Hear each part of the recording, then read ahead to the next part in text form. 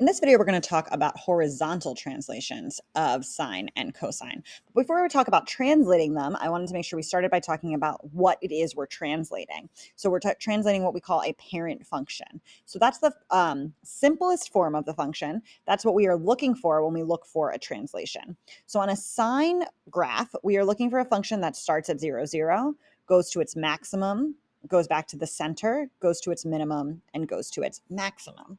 And on the cosine graph, we're looking at a function that starts at its maximum, goes to the center, goes to its minimum, goes back to the center, and then goes for its maximum. So we've said before that this looks a little bit like an S shape, remembering that sine starts by going up. And this looks like a little bit like a C shape, remembering that it starts at the top. These values here come from these points on the unit circle saying that we start here with theta equals 0. When theta equals 0 at the point 1, comma 0, so we can see that our cosine value is 1, that's this 1 right here, and our sine value is 0, and that's this 0 right here. As we move around the unit circle, those points continue to show up on our graphs of sine and cosine. Here's our point. Our angle would be pi over 2 here, and we would be at the point 0, comma 1. 0 being the coordinate on our cosine graph, 1 being the coordinate on our sine graph. As we continue to move around, we have negative 1, 0 here. That's this negative 1 on the cosine and this 0 on the sine. And then finally, we have 0, negative 1 here, which is 0 cosine, negative 1 sine. And then we would get back to where we started, which is 1 on the sine graph, cosine graph, and 0 on the sine graph.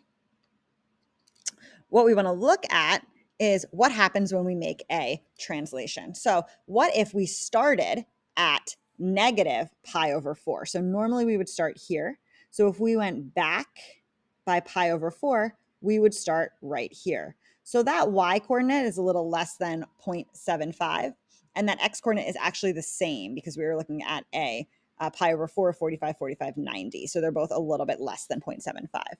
So starting right here, this being our theta equals 0, or our start, we're going to get these two coordinates right here and right here.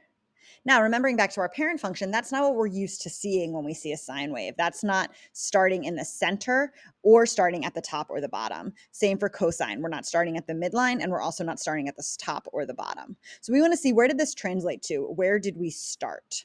So I can see right here on my sine graph, if I am here right in the middle, right? And so we know sine starts in the middle and then goes up. So here's my 5 points, 1, 2, 3, 4, 5 on my sine graph. That's what I'm used to seeing. And here's my 5 points on my cosine graph. Okay, so starting at pi over 4 and ending over here at 9 pi over 4, and starting here at pi over 4 and ending over here at 9 pi over 4. So if we think about that, that means that where we are starting from, this point right here, let me change the color, this point right here, when cosine is 1 and sine is 0, is where we're used to starting all of our parent functions. So this is the start of the parent.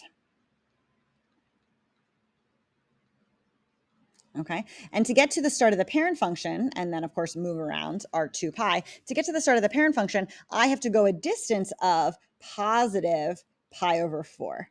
So this graph needs to shift to the right a distance of pi over 4 in order to look like the graph that I'm used to seeing. Okay, so to summarize, when I start at negative pi over 4, oh, that's a terrible color. When I start on my circle at negative pi over 4, my graph shifts to the right positive pi over 4, because that's how far I have to translate so that this graph looks like what I'm used to seeing as the parent function.